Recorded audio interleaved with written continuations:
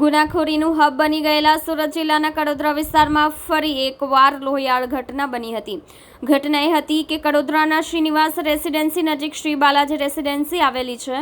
રેસિડેન્સીની સામે રાકેશભાઈ મોદીના વ્યક્તિનું ફોર્ચ્યુન શોપ નામની કરિયાણાની દુકાન છે.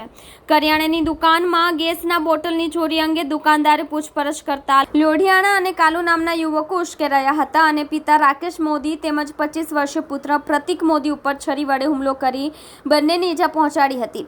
જે આખી ઘટના સીસીટીવીમાં કેદ થવા પામી છે, જેમાં મારામારીના તમામ દ્રશ્યો કેદ થયા હતા. બંને બાપ દીકરાને ગંભીર ઈજા થતાં તેઓને નજીકની ખાનગી હોસ્પિટલમાં લઈ જવામાં આવ્યા હતા, જ્યાંથી જવાબ તાત્કાલિક સિવિલ હોસ્પિટલમાં રિફર કરવામાં આવ્યો હતો, જ્યાં સારવાર દરમિયાન પુત્ર પ્રતિક રાકેશ મોદીનું મોત નીપજ્યું હતું, જ્યારે પિતા રાકેશ કુલવંત મોદી ગંભીર રીતે ઘાયલ છે.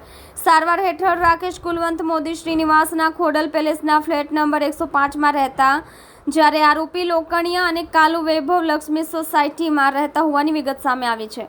સમગ્ર ઘટના અંગે કડોદરા પોલીસ અને સ્થળ ઉપર પહોંચીને સીસીટીવી કબજે કરી હતી. આ અંગે ગુનો દાખલ કરી ફરાર થયેલ બંને ઇસમોને કબજે કરવાની કામગીરી શરૂ કરી હતી.